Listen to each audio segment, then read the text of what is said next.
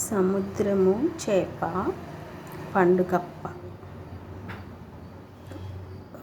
ఉప్పు, పసుపు, నిమ్మకాయ రసం వేసి కలిపి ఉంచాను క్లీన్ చేసేసి.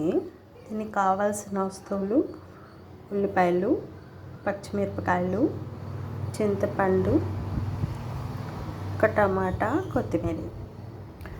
మసాలాకి కావాల్సినవి: చిన్న కొబ్బరి ముక్క, అల్లం, వెల్లుల్లి, గసగసాలు, జీలకర్ర. పేస్ట్ నచ్చితే వేసుకోవచ్చు, లేకపోతే లేదు. ఉల్లిపాయలు చిన్న ముక్కలుగా కోసుకొని వేపాలి. పచ్చిమిరపకాయలు ఇలా సన్నగా పొడవుగా తరుక్కుంటే చేపల పులుసుకి బాగుంటాయి. చేపల పులుసుకి ఎక్కువగా పచ్చిమిరపకాయలు వేస్తే టేస్ట్ చాలా బాగుంటుంది.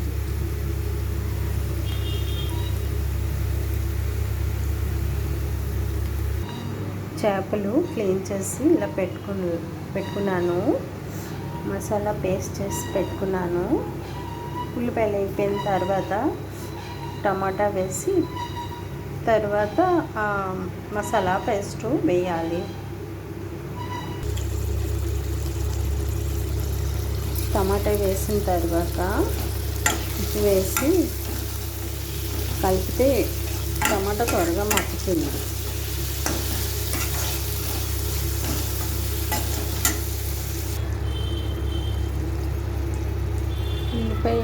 పేస్ట్ అయిపోయింది. మసాలా పేస్ట్ వేసాను. ఇది కొంచెం అయిపోయిన తర్వాత కారం వేసుకోవాలి. మసాలా వేగిపోయిందండి. ఇప్పుడు కారం వేసుకోవాలి.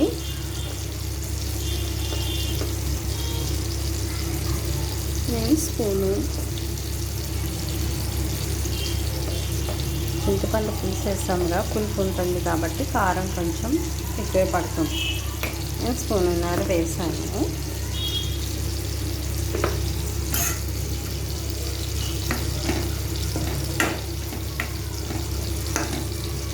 అంటే నేను తీసుకున్న చేపల క్వాంటిటీకి ఇది సరిపోతుంది.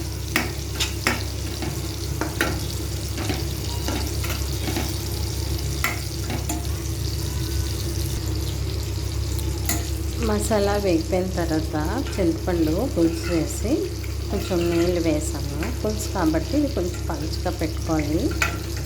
కొంచెం మరిగిన తర్వాత కదా చేపలు వేస్తాము. తర్వాత మీకు చిక్కగా కావాలా, పలుచగా కావాలా అనే దాన్ని బట్టి ఇది మరిగించుకుంటే సరిపోతుంది. ఇది కొంచెం మరిగిన తర్వాత చేపలు వేయాలి. పులుసు అయితే చక్కగా మరగాలి.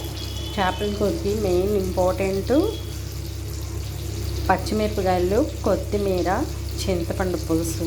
ఓన్లీ టమాటాలు ఎక్కువ వేయకూడదు, ఒకటి వేస్తే సరిపోతుంది. ఇదండి చేపల పులుసు మరుగుతుంది. ఇప్పుడు మనం ఒక్కొక్క చేప ముక్కలు ఆ పులుసులో వేసుకుంటే బాగుంటుంది.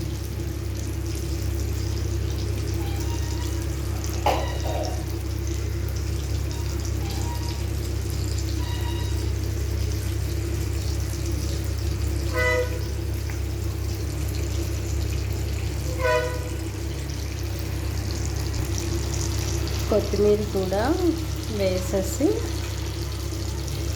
కొంచెం మనకి ఎంతవరకు చేప ఉడికిన తర్వాత మనకి ఎంత పులుసు కావాలి అనుకుంటే అంతవరకు మరిగించి స్టవ్ ఆఫ్ చేసుకోవడమే.